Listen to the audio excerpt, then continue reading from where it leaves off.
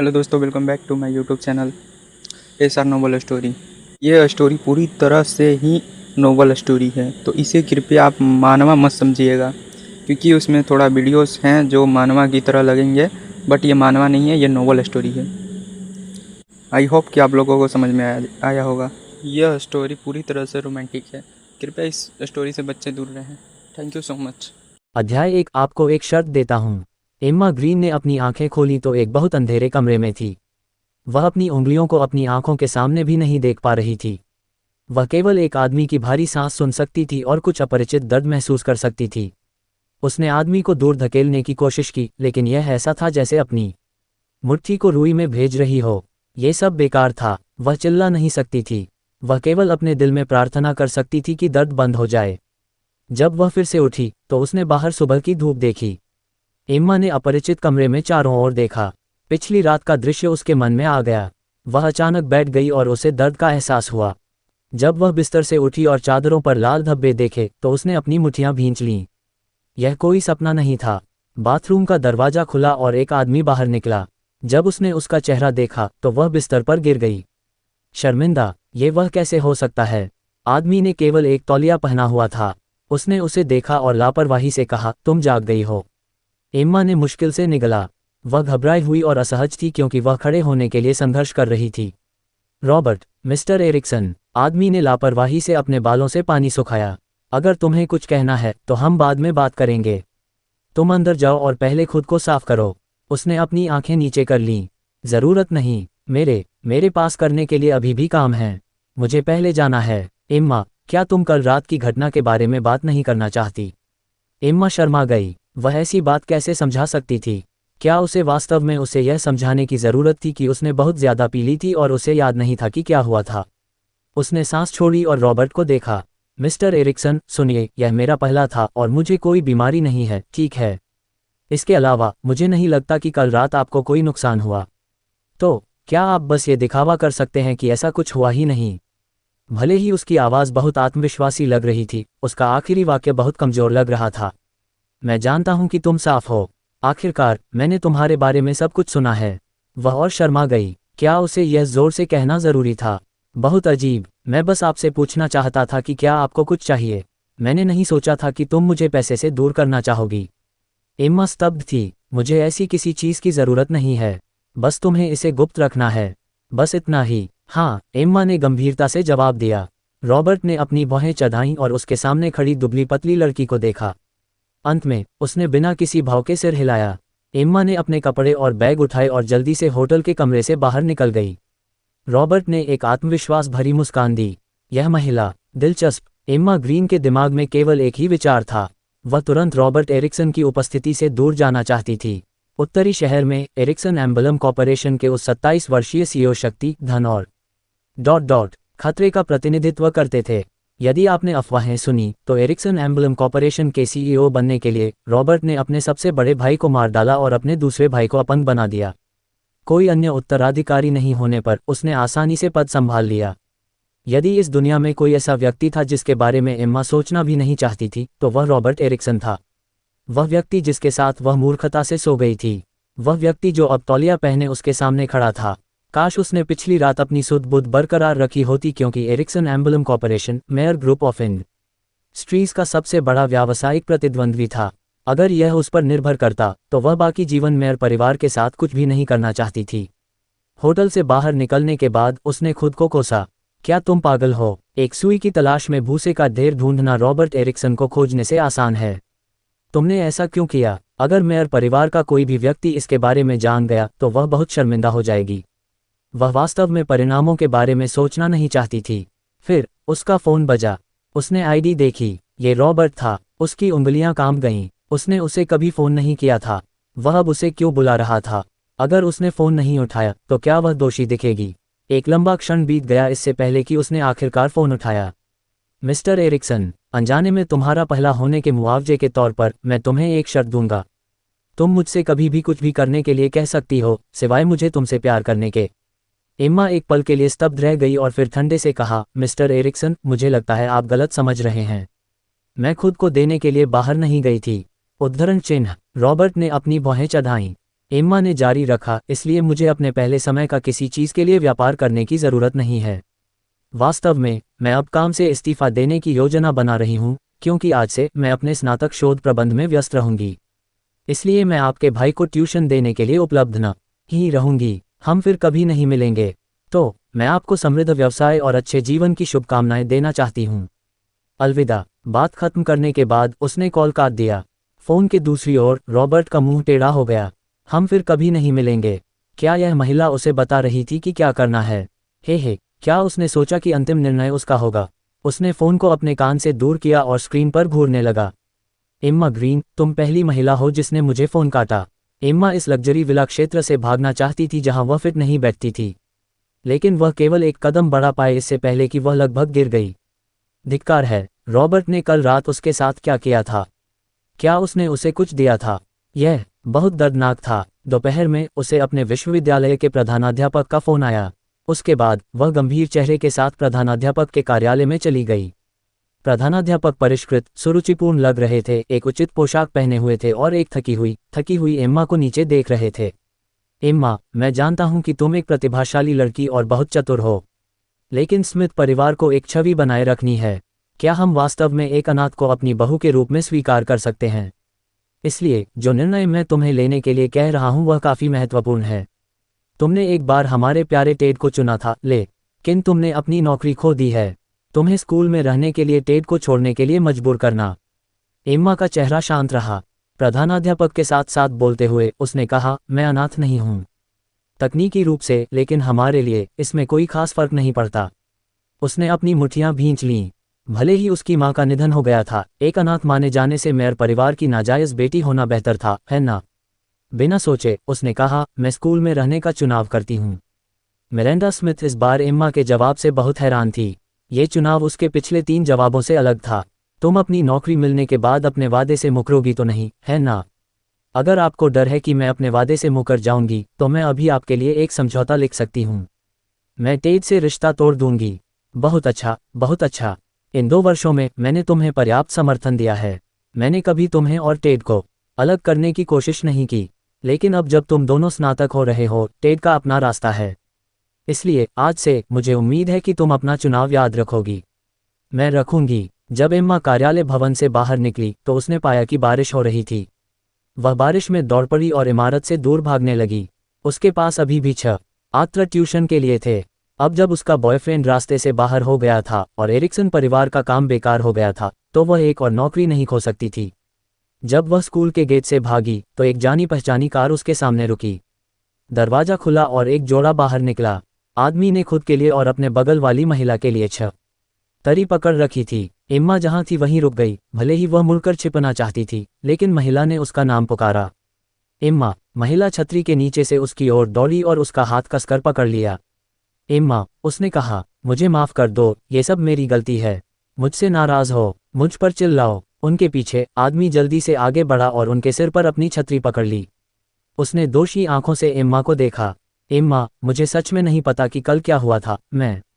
उसने अपने सामने दोनों लोगों को देखा और समझ नहीं पाई कि हंसे या रोए। यह एक पुराने ही गाने जैसा लग रहा था जिसमें कोई नया अर्थ नहीं था, लेकिन उसे लगा कि यह केवल अश्लील उपन्यासों में होता है। उनमें से एक उसका बॉयफ्रेंड था और दूसरी उसकी रूममेट और सबसे अच्छी दोस्त। ये पूरी त्रासदी उनके साथ शुरू हुई, उसकी पीठ पीछे प्यार करते हुए, जब तक कि उसने उन्हें कल पकड़ नहीं लिया। इसीलिए वह कल रात नशे में धुत हो गई थी। एम्मा ने महिला पर कोई ध्यान नहीं दिया। उसने केवल टेड को देखा। उसका चेहरा ठंडा पड़ गया। टेड, उसने कहा, क्या तुम जानते हो कि मैंने बाकी सभी लड़कों को छोड़कर तुम्हें अपने बॉयफ्रेंड के रूप में क्यों चुना?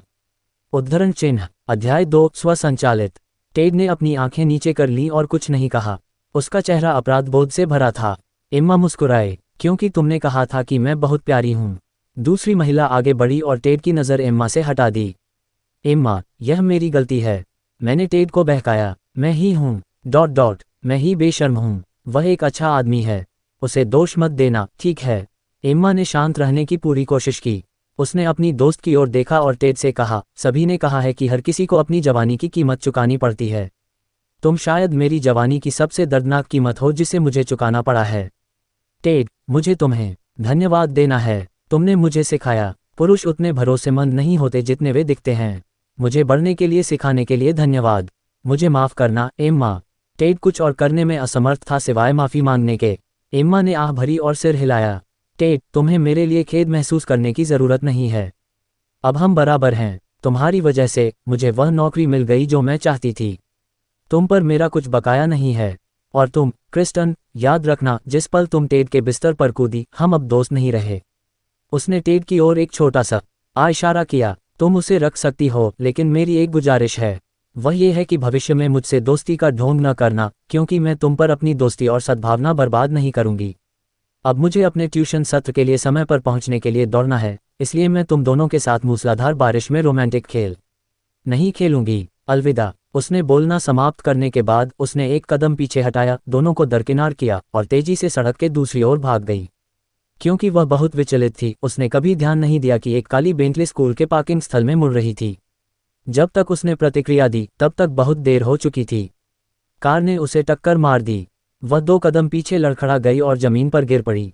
टेड, जो उसके पीछे था, चिल्लाया एम्मा। जैसे ही वह आगे दौड़ने वाला था, उसने एम्मा को देखा, जिसकी पीठ उसकी ओर थी, मुश्किल से खड़ी हो रही थी।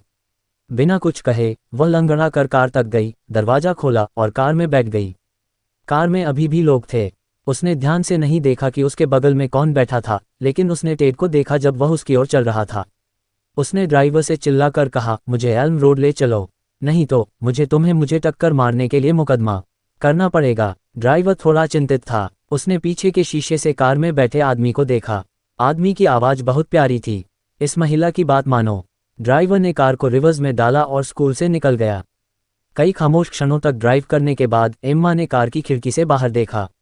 उसका दिमाग भ्रम और उदासी से भरा हुआ था, खासकर जब उसने टेड के बारे में सोचा। वह कभी नहीं जान पाएगा कि उसने कल रात उसके लिए क्या किया था। उसे अब सच में पछतावा हो रहा था। उसे आवेगपूर्ण होने का पछतावा हुआ। और अब उसने टेड, अपने सबसे अच्छे दोस्त और अपनी वर्जिनिटी खो दी थी। दुख से सोचते हुए वह हमेशा कल को अपने जीवन का सबसे बुरा दिन मानेगी। उसके बगल से आदमी ने उसे एक छोटा सफ़ेद तौलिया दिया। तुम भीग गई हो, थोड़ा सूखने की कोशिश करो। एम्मा होश में आए और तौलिया ले लिया। मुझे माफ़ करना, मैंने आपके मिस्टर एरिक्सन को गंदा कर दिया। उद्धरण चिन्ह। आखिरकार उसने अपने बगल में बैठे आदमी को देखा। ये रॉबर्ट एरिक्सन के अलावा कोई नहीं था, जिसे उसने आज सुबह ही स्पष्ट रूप से कहा था कि वह फिर कभी नहीं मिलेगी। एम्मा इतनी हैरान थी कि वह एक शब्द भी नहीं कह सकी। क्या मुझे देखकर हैरान हो? यह एम्मा ने शुरू किया, फिर एक पल के लिए हिचकिचाई। तुम यहाँ क्या कर रहे हो मिस ग्रीन? क्या मुझे आपको याद दिलाना होगा कि यह मेरी कार है? बहुत विचलित, एम्मा ने जो हुआ उसे याद करने के लिए खुद को मजबूर किया कि उसके ड्राइवर ने उसे टक्कर मारी थी और फिर उसने दरवाजा खोला, ध्यान दिए बिना, और खुद को कार में धकेल दिया। लेकिन वह सिर्फ बारिश पर ध्यान केंद्रित कर सकती थी। ओह, मुझे बहुत माफ़ करना। उसने छोटे तौलिए से खुद को और सीट को थपथपाना जारी रखा। मैंने आपकी कार गंदी कर दी। बारिश रुकने के बाद मैं इसे आपके लिए धो दूंगी। जब कार एल्म रोड पहुंची तो वह रुक गई। एम्मा ने दरवाजा खोला और कार से बाहर निकलने लगी। रॉबर्ट ने ड्राइवर से कहा, मिस ग्रीन के लिए छाता ले आओ। ड्राइवर ने एक छाता उठाया और एम्मा को दे दिया। उसने छाता खोला, कार से बाहर निकली, फिर रॉबर्ट का सामना करने के लिए मुड़ी और कहा, मिस्टर एरिक्सन, आज के लिए धन्यवाद के शब्द बिल्कुल भी सच्चे नहीं हैं। मैं आपके वास्तविक कार्यों को देखना चाहता हूँ। रॉबर्ट का भाव सपाट, लगभग ठंडा हो गया। हालांकि उसके शब्दों में समझदारी थी, एम्मा को लगा कि उसके कहने का कोई और मतलब है। उसके कहे में कुछ गलत लगा। अपना ख्याल रखना। वह कार से एक कदम पीछे हटी, मुड़ी और आ सके पड़ोस की ओर लंगड़ाकर चल दी। जैसे ही ड्राइवर ने हटना शुरू किया, रॉबर्ट ने ड्राइवर से कहा, कार रोको। कार रुकने के बाद उसने एक और छाता खोला और पिछली सीट से बाहर निकला। वह एम्मा तक पहुंच गया और उसे रोकने के लिए हाथ बढ़ाया। वह वापस मुड़ी, उसे देखकर हैरान। मिस्टर एरिक्सन, कार में बैठ जाओ। क्यों? तुम्हें चोट लगी है? तुम्हें अस्पताल जाना है? उसने उसे आश्चर्य से देखा, ये सोचकर कि यह महिला अपने शरीर की इतनी परवाह कैसे नहीं कर सकती। क्या तुम्हें नहीं दिखता कि तुम्हें चोट लगी है? उद्धरण चिन्ह। एम्मा ने अपने धड़ और पैरों की ओर देखा। मैं ठीक हूँ। 2 दिन आराम के बाद मैं ठीक हो जाऊंगी। क्या तुम डॉक्टर हो? क्या तुम अपनी चोटों का इलाज कर सकती हो? कार में बैठ जाओ। बोलने के बाद बिना किसी स्पष्टीकरण के उसने अपना छाता उसके हाथों में थमा दिया और उसे कंधों और घुटनों से उठाकर उसे अपनी बाहों में उठाकर ले जाने के लिए आगे बढ़ा। बिना एक शब्द कहे वह कार की ओर वापस चला गया। एम्मा ने बल के इस प्रदर्शन पर चिल्लाया और उसके बाएं हाथ से छाता गिर गया। रॉबर्ट ने छाते को अनदेखा कर दिया और उसे वापस कार में बिठा दिया। वह उठने लगी, उसकी मदद से इनकार करने लगी। चिंतित होकर उसने जोर दिया, नहीं, मैं अस्पताल नहीं जा सकती। मेरा एक ट्यूशन सत्र निर्धारित है जिसे मैं छोड़ नहीं सकती। अभी भी ट्यूशन? लेकिन तुमने कहा था कि तुम इस्तीफा दे रही हो, कि तुम मेरे भाई सैमुअल को और नहीं पढ़ा सकती। उद्धरण चिन्ह मैं। एम्मा घबरा गई, सही शब्दों के लिए संघर्ष करने लगी, कोई भी शब्द। फिर उसने अंततः कहा, क्योंकि वह सच था। रॉबर्ट ने खांसकर कहा और कार में बैठ गया। उसने ड्राइवर से ठंडे स्वर में कहा, अस्पताल ले चलो। एम्मा ने खिड़की से पड़ोस की ओर देखा। चिंता ने उसे जकड़ लिया, लेकिन वह कुछ कह नहीं सकी। आखिर वह भी दोषी महसूस कर रही थी। जब वे अस्पताल पहुंचे तो उसने उसे अस्थि रोग विभाग में ले गया। डॉक्टर ने उससे पूछा कि उसके शरीर के किस हिस्से में दर्द है। वह शर्मा गई, मुझे कोई दर्द महसूस नहीं हो रहा है। डॉक्टर ने रॉबर्ट को अजीब तरह से देखा, फिर कहा, मिस, आप जांच के लिए अस्पताल क्यों आए हैं? यदि कुछ गलत है तो हमें आपके पूर्ण सहयोग की आवश्यकता है। रॉबर्ट ने अपनी छाती पर बाहें बांध लीं और ठंडे स्वर में कहा, बस उसे पूरी जांच करवाओ। एम्मा ने तुरंत मना कर दिया, कोई ज़रूरत नहीं है, कोई ज़रूरत नहीं है। उसका कितना खर्च आएगा? मैं यह नहीं करना चाहती। तुम्हें ये करना ही होगा। मैं शुल्क का भुगतान करूंगा। मैं तुम्हें भविष्य में किसी भी तरह के ब्लैकमेल के साथ मुझ पर आने से रोकना चाहता हूं। ये स्पष्ट है कि तुम ठीक महसूस नहीं कर रही हो। ये स्पष्ट रूप से आज के कार दुर्घटना का परिणाम है। एम्मा ने उसे गुस्से से भरी अभिव्यक्ति के साथ देखा। मैं ऐसा नहीं करूंगी। लोग अप्रत्याशित होते हैं। मेरे भाई को ट्यूशन देने से रोकने के लिए किसी ने कहा कि वे अपने स्नातक थीसिस के साथ व्यस्त थे, लेकिन जब उन्हें मेरी सहायता की आवश्यकता थी तो मुझे पता चला कि उन्होंने झूठ बोला था। उन लोगों पर भरोसा नहीं किया जा सकता जो बड़े वादे करते हैं, जो ऐसे छोटे झूठ बोलने को तैयार हैं। हर कोई निर्दोष होने का दिखावा कर सकता है। एम्मा जानती थी कि वह सच कह रहा है। मैं उद्धरण चिन्ह क्या उसने सैमुअल को ट्यूशन न देने का मन इसलिए नहीं बदला था क्योंकि वह भविष्य में शर्मिंदा नहीं होना चाहती थी? डॉक्टर ने एक सूची बनाई और नर्स से एम्मा को पूरी जांच के लिए ले जाने को कहा। जब एम्मा और नर्स कमरे से बाहर निकले तो उसने गुप्त रूप से पूछा, इस जांच का कितना खर्च आएगा? उद्धरण चिन्ह नर्स ने देखा और कहा, $600 से अधिक। एम्मा ने तुरंत नर्स से चादर छीन ली और रॉबर्ट की ओर लंगड़ाकर चल दी। मैं आपसे अकेले में बात करना चाहती हूँ। क्या बात है? रॉबर्ट ने पूछा। एम्मा ने अपना होंठ काटा। मुझे वास्तव में पूरी जांच की आवश्यकता नहीं है।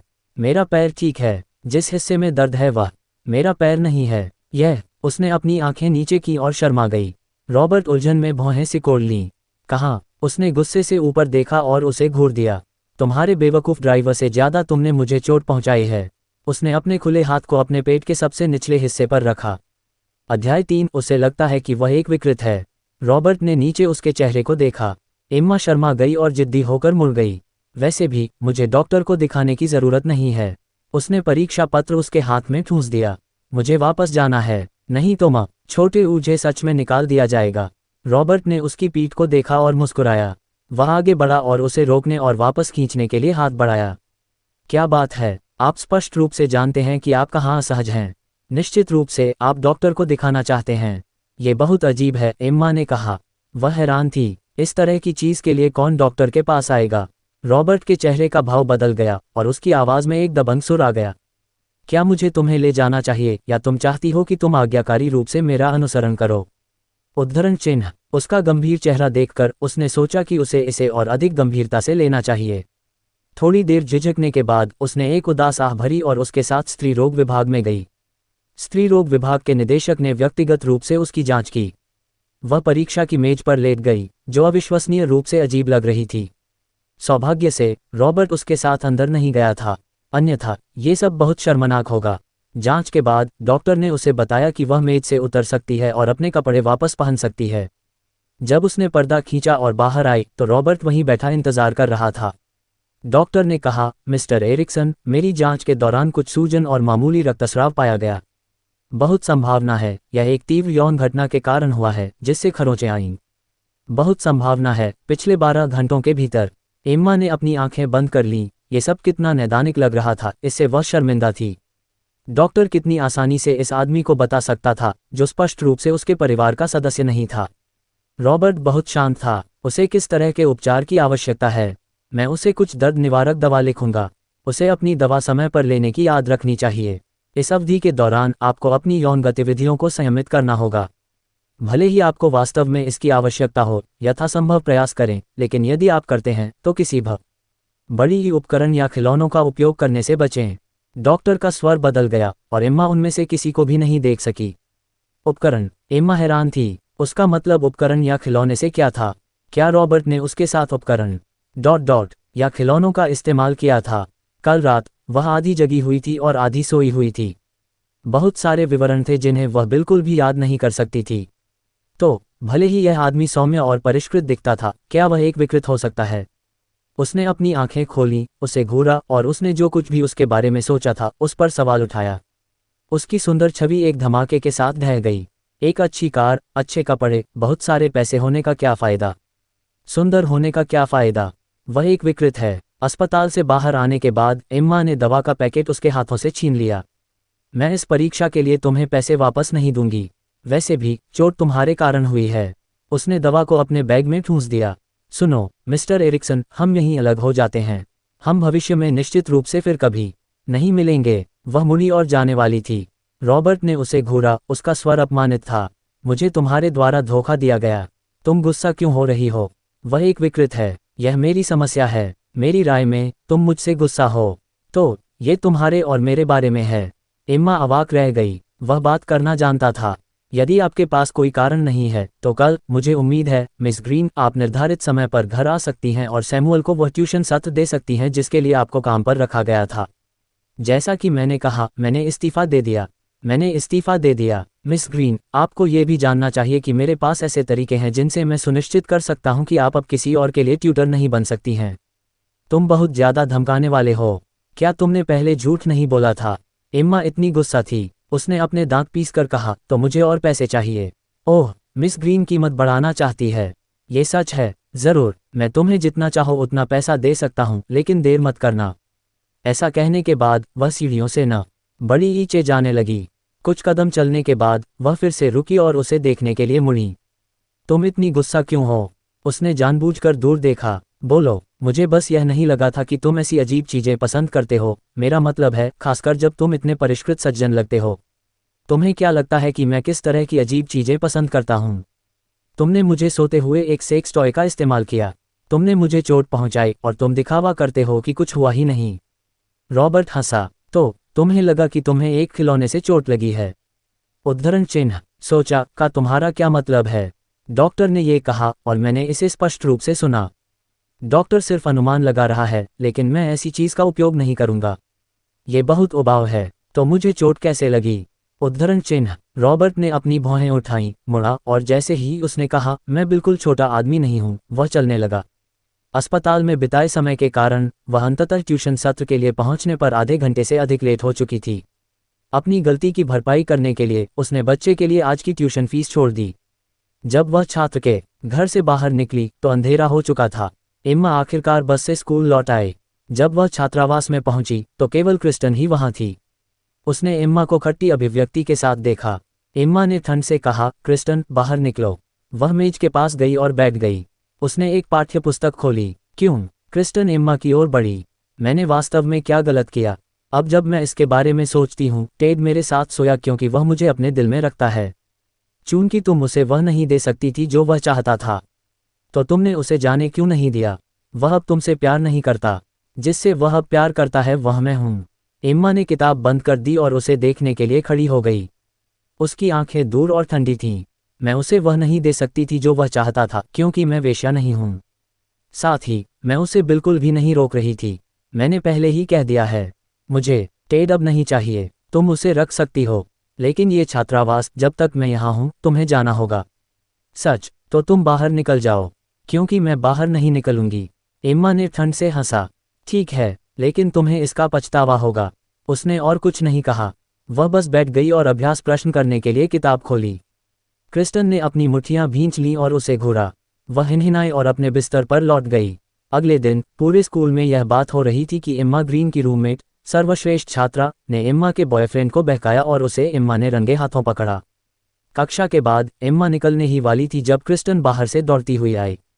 वह एम्मा के पास दौड़ी और रोने लगी। तुम मेरे साथ ऐसा क्यों कर रही हो? मुझे तुम बहुत पसंद हो। तुम हमारी सहपाठियों ऑनलाइन मुझे बदनाम क्यों कर रही हो? उद्धरण चिन्ह। एम्मा की अभिव्यक्ति ठंडी थी क्योंकि उसने अपनी किताब को गले लगाया। वह खड़ी हो गई और उदासी से उसे देखा। क्योंकि तुमने मुझे चोट पहुंचाई। जिस पल मैंने तुम दोनों को बिस्तर पर देखा, मैं वास्तव में दुखी और दर्द में थी, लेकिन मुझे तुम भी पसंद हो। तो जब तुमने कहा कि तुम टेड को वह दे सकती हो जो वह चाहता है और मैं नहीं, तो मैं मान लूंगी। मैं गपशप क्यों फैलाऊंगी? मैंने उसे जाने दिया है। तुम मुझसे और क्या चाहती हो? उसने अपने आंसू पोंछे और क्रिस्टन के चारों ओर घूम गई। क्रिस्टन अवाक रह गई। उसे लगा जैसे एम्मा जाल बिछा रही है। सच केवल वही जानते थे जो इसमें शामिल थे, और अब पीड़ित ने क्रिस्टन को उसकी जगह पर रख दिया था। एक पल के लिए क्रिस्टन उत्तरी सिटी यूनिवर्सिटी की सबसे प्रसिद्ध मिस्ट्रेस बन गई। आखिरकार उत्तरी सिटी यूनिवर्सिटी की एक उत्कृष्ट छात्रा होने के अलावा एम्मा को लड़कों द्वारा स्कूल की सुंदरता और देवी भी मान आ जाता था। अतीत में हर कोई कहता था कि टेड ने देवी का दिल जीतने के लिए पिछले जन्म में पृथ्वी को बचाया होगा, लेकिन अब हर कोई कह रहा था कि टेड को शायद सितारों की रोशनी से अंधा कर दिया गया था जब उसने पृथ्वी को बचाया था। इसीलिए उसने फूल नहीं चुना और खाद इकट्ठा करने पर जोर दिया। एम्मा कार्यालय भवन से बाहर निकली और विचार कर रही थी कि क्या उसे एक बेडरूम का अपार्टमेंट किराए पर लेना चाहिए जब उसका फ़ोन बज उठा। उसने स्क्रीन पर देखा और देखा कि यह रॉबर्ट एरिक्सन था। वह उसे अब क्यों बुला रहा था? वह फ़ोन का जवाब देते हुए नाखुश थी। नमस्ते, उसने कहा। नमस्ते मिस्टर एरिक्सन। हाँ, सैमुअल के ट्यूशन का समय अभी नहीं हुआ है। क्या मैं आपकी कोई मदद कर सकती हूँ? आज मौसम अच्छा है। एम्मा ने बादलों वाले आकाश को देखा। हाँ, वह और क्या कह सकती थी? मुझे याद है कि कल तुमने कहा था कि बारिश रुकने के बाद तुम मेरी कार धोने आओगी। एम्मा अपनी चाल में रुक गई और बस बादलों वाले आकाश को देखने लगी। अध्याय 4 उसके साथ भोजन करें। दोपहर में एरिक्सन एम्बलम कॉर्पोरेशन की पहली मंजिल के हॉल में धूप में खड़ी एम्मा दिखाई दी। ड्राइवर ने उससे वहां मुलाकात की, फिर उसे भूमिगत पार्किंग स्थल में ले गया और उस कार की ओर इशारा किया जिसे वे कल चला रहे थे। मिस ग्रीन, ये वही कार है। मैं आपको कार की चाबियां दूंगा और फिर मैं कार्यालय वापस जाऊंगा। एम्मा ने कार की चाबियां लीं और उसे अपने सिर के बीचों बीच एक सिरदर्द महसूस हुआ। रॉबर्ट ने फ़ोन पर उससे पूछा था, क्या तुम्हारे पास ड्राइविंग लाइसेंस है? उसने सच कहा, हाँ। उसने बिल्कुल झूठ नहीं बोला, लेकिन ड्राइविंग लाइसेंस होना और गाड़ी चलाना न आना दो बहुत अलग बातें लगती थीं। उसने काली कार के चारों ओर चक्कर लगाया और आह भरी ड्राइवर की सीट पर बैठने की तैयारी कर रही थी, लेकिन न इससे पहले कि वह चाबी दबा पाती, पिछली सीट का दरवाजा खुल गया। रॉबर्ट कार से बाहर निकला। एम्मा चौंक गई। मिस्टर एरिक्सन, आप कार में क्यों थे? क्या यह मेरी कार नहीं है? मैं इसमें नहीं हो सकता।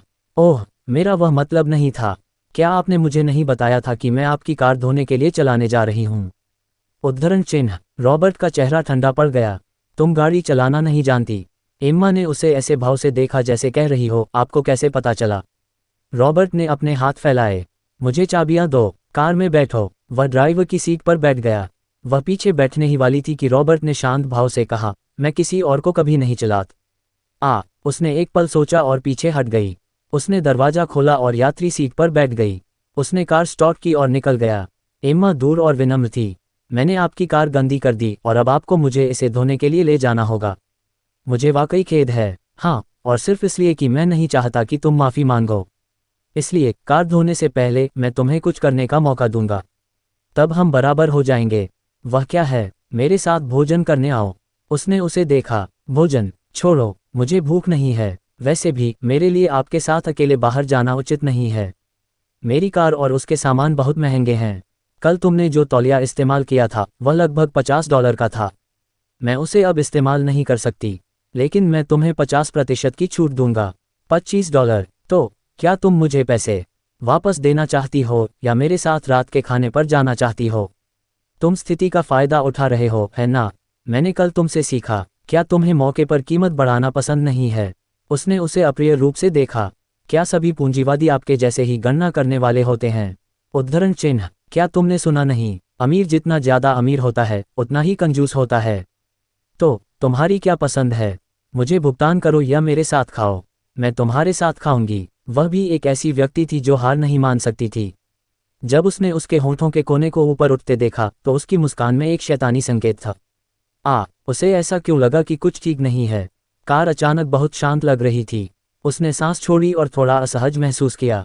क्या तुम कुछ संगीत सुनना चाहोगी? उसने सिर हिलाया। ज़रूरत नहीं, तो थोड़ा आराम करो। मैं बहुत आराम से हूँ। क्या ऐसा है? उसके होंठ एक उपहास भरी मुस्कान में मुड़ गए। वह थोड़ी निरुत्तर थी, क्योंकि वह वाकई में आराम से थी। मिस्टर एरिक्सन, आप पिछली रात की घटना के कारण मुझ पर नहीं गिरे, है ना? उद्धरण चिन्ह। रॉबर्ट ने उसे बगल से देखा। जब उसने उसकी आंखें देखीं, तो उसे तुरंत पछतावा हुआ। अब ऐसा लग रहा था जैसे वह बहुत अधिक भावुक हो रही थी। हाँ, अच्छा है कि तुम नहीं हो। रेस्तरां के प्रवेश द्वार पर कार रुक गई। रॉबर्ट ने कार के पिछले हिस्से की ओर इशारा किया और कहा, पीछे कपड़ों का एक सेट है, जाओ और बदल लो। उद्धरण चिन्ह। कार में बदलो, ये कार में सुरक्षित है। वह कार से बाहर निकल गया और प्रतीक्षा करने के लिए दरवाजे के सहारे झुक गया। जल्द ही उसने अपने कपड़े बदल लिए और कार से बाहर निकली। उसने संतुष्टि से उसकी ओर देखा। उसने उसकी कलाई पकड़ी और लापरवाही से उसकी बाँह अपनी बाँह में डाल ली। दोनों साथ साथ ऊपर गए। आज का काम हंसना और खाना है, बकवास मत करना। वह और भी हैरान हो गई क्योंकि कुछ बता रहा था कि आज सिर्फ एक साधारण भोजन नहीं होगा। डाइनिंग रूम में प्रवेश करने के बाद एम्मा को पता चला कि वे अकेले भोजन नहीं करेंगे। एक व्यक्ति उनका इंतजार कर रहा था और ऐसा लग रहा था कि आज वे जिस व्यक्ति के साथ भोजन करने वाले थे वह एक और महिला थी। टेबल पर इंतजार कर रही महिला सुंदर और सुरुचिपूर्ण थी। रॉबर्ट को एक महिला के साथ देखकर वह अवाक रह गई। वह खड़ी हुई और धीरे से मुस्कुराए। रॉबर्ट, ये कौन है? उद्धरण चिन्ह। रॉबर्ट के होंठ धीरे धीरे मुस्कुराए। ये सैमुअल की ट्यूटर है। उसका नाम मिस ग्रीन है। जब महिला ने यह सुना तो वह मुस्कुराई। तो यह मिस ग्रीन है। नमस्ते, मैं जेनिफर वॉल्ट हूँ। एम्मा ने उसे सिर हिलाया। नमस्ते, मिस वॉल्ट। रॉबर्ट बैठ गया। बैठो। एम्मा उसके बगल में बैठ गई। जेनिफर ने एम्मा से नजरें हटाईं और रॉबर्ट को देखा। मुझे चिंता थी कि तुम्हें रात के खाने पर बुलाने से तुम्हारे काम पर असर पड़ेगा। नहीं, लेकिन मैं मिस ग्रीन को यहाँ ले आया हूँ। तुम्हें कोई आपत्ति नहीं है ना? आखिरकार मैंने पहले मिस ग्रीन से अपॉइंटमेंट लिया था। जेनिफर ने सिर हिलाया और मुस्कुराए। नहीं, यह अच्छा है कि मिस ग्रीन को कोई आपत्ति नहीं है। बस जान लो कि मैंने उन व्यंजनों के अनुसार ऑर्डर कर दिया है जिन्हें तुम पसंद करते हो। बस यह है कि मुझे नहीं पता कि मिस ग्रीन क्या खाना पसंद करती हैं। मैं किस बड़ी ई को मिस ग्रीन को मेनू देने के लिए कहूंगी ताकि वह देख सके। एम्मा ने अपना हाथ हिलाया। कोई ज़रूरत नहीं, मिस वॉल्ट। मुझे खाने में कोई नखरा नहीं है। रॉबर्ट के हाथ ने धीरे से 2 बार एम्मा के सिर को सहलाया और उसने प्यार भरी आंखों से कहा, उसे खाने में कोई नखरा नहीं है, क्योंकि जो मुझे पसंद है वही उसे आना पसंद है। उसके इस कृत्य से जेनिफर के होंठों पर मुस्कान जम गई, लेकिन वह जल्दी से ठीक हो गई और अधिक स्वाभाविक रूप से मुस्कुराए। यह अच्छा है, मिस ग्रीन को बाद में और खाना पड़ेगा। एम्मा और भी शर्मिंदा हो गई। इस अचानक सिर सहलाने से वह आश्चर्य और संदेह से भर गई। भोजन के दौरान रॉबर्ट कभी कभी उसे अपना भोजन परोसता था। वह बहुत कोमल था, लगभग एक प्रेमी की तरह। जेनिफर ने ज्यादा कुछ नहीं कहा। वह बस सुरुचिपूर्ण ढंग से खाती रही। हालांकि वह कभी कभी एम्मा को देखती थी, लेकिन एम्मा उसकी आंखों में कोई भी भावना नहीं पहचान सकी। भोजन के बाद तीनों रेस्तरां से एक साथ बाहर निकले। रॉबर्ट ने एम्मा के कंधे पर एक हाथ रखा और वे जेनिफर का पीछा करते हुए उसकी कार तक गए। उसने एम्मा को वापस देखा और धीरे से कहा, मिस ग्रीन, क्या मैं रॉबर्ट से थोड़ी देर अकेले बात कर सकती हूँ? उद्धरण चिन्ह। ठीक है, तो मैं बस कार में वापस चली जाऊंगी। एम्मा मुड़ी और रॉबर्ट की कार की ओर चल पड़ी। उसके जाने के बाद जेनिफर ने अपने होंठ का कोना चबाया और थोड़ी लाल आंखों से रॉबर्ट को देखा। तुम कैसे हो? मैं ठीक हूँ। मुझे फिर से गुस्सा दिलाने की कोशिश मत करना, जेनिफर ने कहा। मैं तुम्हें बुरा महसूस कराना नहीं चाहती। रॉबर्ट ने बगल से देखा, उसके शब्द उससे दूर लक्ष्य कर रहे थे। मैं तुमसे नाराज नहीं हूँ। मुझे वाकई लगता है कि मिस ग्रीन उतनी भी बुरी नहीं है। क्या तुम सहमत नहीं हो? उद्धरण चिन्ह। रॉबर्ट, मैं तुम्हें जानती हूँ। मैं जानती हूँ कि तुम यह मेरे लिए कर रहे हो। उसने ऊपर देखा और होठों को एक चिकनी मुस्कान में घुमाया। जल्दी वापस जाओ, मुझे अभी भी मिस ग्रीन को स्कूल वापस भेजना है। दोपहर में एक बैठक होगी। उसने उसके लिए कार का दरवाजा खोला। जेनिफर ने आह भरी। उसने नजरें नीची की और कहा, मुझे माफ कर दो। वह कार में बैठ गई और चली गई। जैसे ही वह कार में वापस आया, एम्मा ने अपनी छाती के सामने हाथ बांध लिए और उसे शरारती मुस्कान से देखा। रॉबर्ट ने भौहें सिकुड़ी और गर्व से कहा, तुम किस पर हंस रही हो? उद्धरण चिन्ह। तुम्हें वह युवती पसंद है जिससे मैं अभी मिली थी, है ना? रॉबर्ट ने उसे तेज नजरों से देखा। उसने भौहें सिकुड़ी। तुम साफ तौर पर उसे पसंद करते हो। तुम मुझे जानबूझकर मिस वॉल्ट को उकसाने के लिए यहाँ लाए थे, है ना? असल में तुम्हें ऐसा करने की जरूरत नहीं है। वह स्पष्ट रूप से तुम्हारे लिए कुछ मजबूत भावनाएं रखती है, बहुत। तुम्हें क्या पता, भविष्य में मेरे सामने बकवास मत बोलना। उस परिचित ठंडे भाव से उसने कार स्टॉप की ओर निकल गया। एम्मा उसे भ्रम से देख रही थी। भविष्य में वे फिर कभी नहीं मिलेंगे।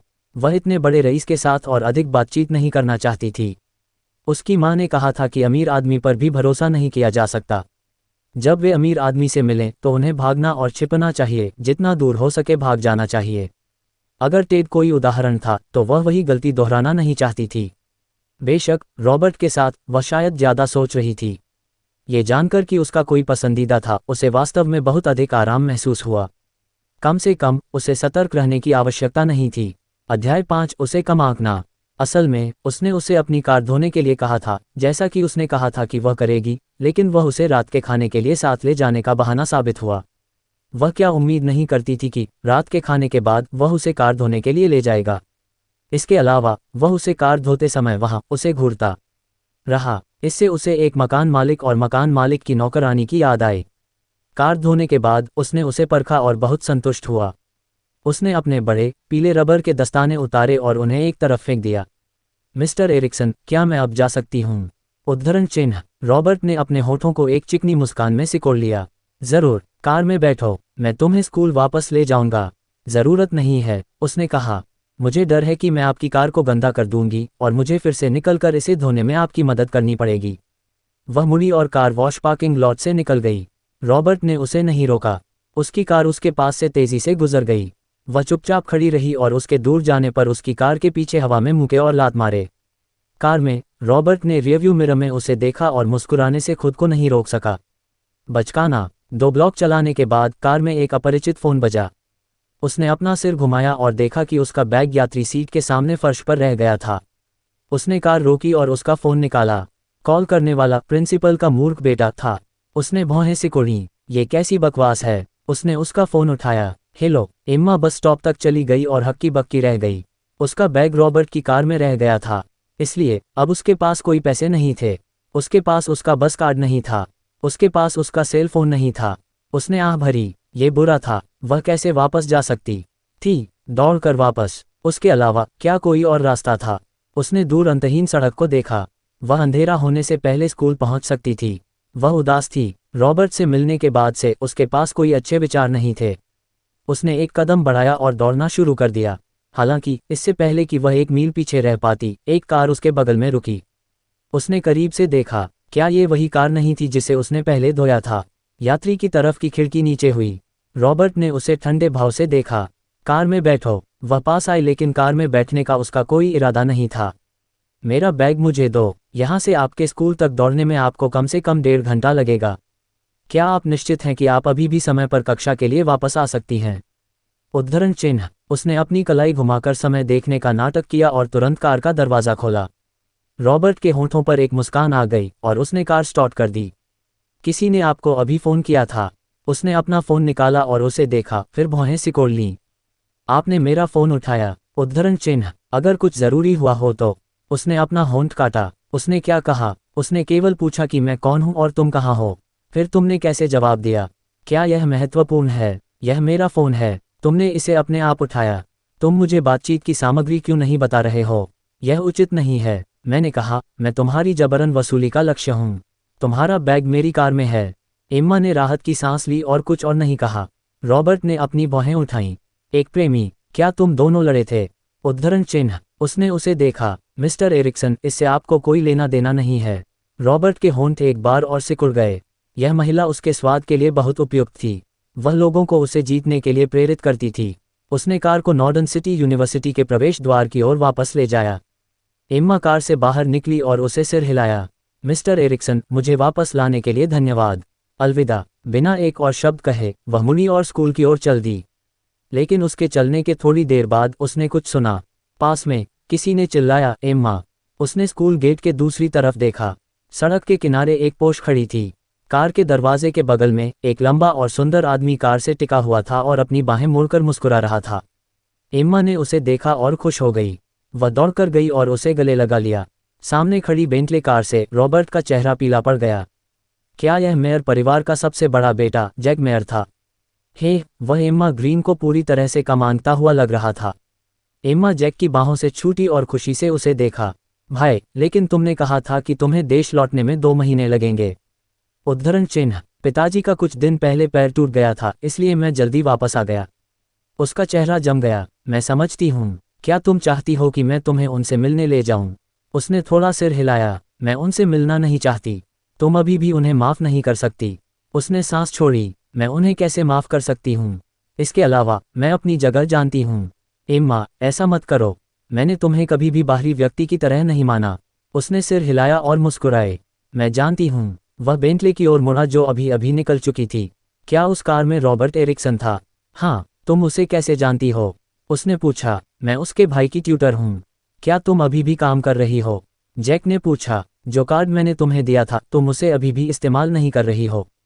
वह चुप रही और केवल मुस्कुराए। उसने आह भरी। यह मेयर परिवार का पैसा नहीं है। ये जेब का खर्च है जो मैं अपनी बहन को उसकी बहन के रूप में देना चाहता था। लेकिन तुम्हारा उपनाम मेयर है। एम्मा, इतनी जिद्दी मत बनो। मुझे अभी भी तुम्हारे लिए बुरा लग रहा है। माफ़ करने के लिए क्या है? मुझे अपनी वर्तमान जीवन बहुत पसंद है। ये बहुत संतोषजनक है। अगर यह नहीं तो कम से कम मुझे वादा करो कि तुम उस रॉबर्ट एरिक्सन से दूर रहोगी। वह बहुत खतरनाक है। वह कोई ऐसा व्यक्ति नहीं है जिसे तुम्हें उकसाना चाहिए।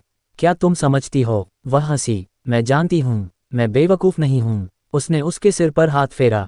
आज रात मेरे साथ रात के खाने के लिए आओ। तुम अभी वापस आए हो। शायद वहाँ बहुत सी डिनर पार्टियों में शामिल होना होगा। मेरी बहन की डिनर पार्टी से ज़्यादा महत्वपूर्ण किसी की डिनर पार्टी क्या हो सकती है? मैं तुम्हें तब पिकअप करूंगा जब तुम डिसमिस हो जाओगी। ज़रूरत नहीं है। हम कहाँ खाने जा रहे हैं? बस मुझे पता भेज दो। मैं खुद वहाँ पहुँच जाऊंगी। जैक ने भौहें सिकोड़ लीं। क्या तुम्हें अभी भी दोपहर में काम करना है? हाँ, तुम कमाल हो। वह मुस्कुराए और समय देखा। भाई, मुझे क्लास में जाना है। मुझे खाने का पता भेज दो। वह मुड़ी और स्कूल की ओर वापस दौड़ गई। जैक ने अपना सिर घुमाया और जहां बेंटले बहुत पहले गायब हो चुकी थी उस ओर देखा। रॉबर्ट एरिक्सन कोई ऐसा व्यक्ति नहीं था जो बस एक अच्छा लड़का बनकर एम्मा को स्कूल छोड़ देगा। उसका क्या एजेंडा था? क्या ऐसा हो सकता है कि उसने कुछ पता लगा लिया हो? उसकी दोपहर की कक्षा समाप्त होने के बाद वह कक्षा से बाहर भागने वाली पहली व्यक्ति थी, क्योंकि उसे अभी भी सैमुअल एरिक्सन के ट्यूशन सत्र में जाना था। एरिक्सन परिवार की संपत्ति के बीच स्थित विला बहुत प्रभावशाली था। ये 4 मंजिला इमारतों से घिरा हुआ था। पहली 2 इमारतों में रॉबर्ट के छोटे भाई बहन सैमुअल और उनकी छोटी बहन रहती थी। दूसरी इमारत दूसरे भाई का निवास था, लेकिन शादी के बाद वह अपने परिवार के साथ रहने चला गया। दूसरी इमारत एरिक्सन परिवार के विला की मुख्य इमारत थी और यह रॉबर्ट की थी। क्योंकि एरिक्सन भाई बहनों में से प्रत्येक का अपना स्वतंत्र निवास था, एम्मा ने अपना अधिकांश समय सैमुअल को उसके घर में ट्यूशन देने में बिताया था। और उस समय के दौरान उसने अपने 3 महीने के ट्यूशन सत्रों के दौरान रॉबर्ट को केवल 2 बार देखा था। पहली बार नौकरी के इंटरव्यू के दौरान। उसने उसे केवल कुछ ही टेस्ट प्रश्न दिए थे और उसने सभी हल कर दिए थे। दूसरी बार सैमुअल के परिणामों में सुधार शुरू होने के बाद था। रॉबर्ट ने उसे एक महंगी दिखने वाली हार देने की कोशिश की थी, लेकिन उसने उसे अस्वीकार कर दिया था। उस समय उसने कभी नहीं सोचा था कि वह रॉबर्ट के इतने संपर्क में रहेगी, खासकर कुछ दिनों के मामले में। उससे बचने के लिए वह सीधे सैमुअल के निवास पर गई। जब वह उसके स्टडी रूम के दरवाजे पर पहुंची तो उसने राहत की सांस ली और दरवाज़ा खटखटाया। अंदर आओ। वह दरवाजे पर रुकी, एक पल के लिए चौंक गई। ये ठीक नहीं है। क्या ये रॉबर्ट की आवाज़ थी? उसने दरवाज़ा खोला। जैसा कि उम्मीद थी, उसने गलत नहीं सुना था। सैमुअल वहाँ नहीं था। डेस्क के सामने बैठा व्यक्ति रॉबर्ट था। मिस्टर एरिक्सन, आप यहाँ क्यों हैं? उद्धरण चिन्ह। रॉबर्ट ने शांति से कहा, यह मेरा घर है। मैं तुम्हारा इंतज़ार कर रहा हूँ। मेरा इंतज़ार? क्या सैमुअल मुझे नहीं ढूंढ रहा है? ज़रूर, लेकिन अब से मुझे लगता है कि तुम्हें यहाँ रहना चाहिए और सैमुअल की पढ़ाई में मदद करने पर ज़्यादा ध्यान देना चाहिए। यहाँ रहना? उसने ताज्जुब से कहा।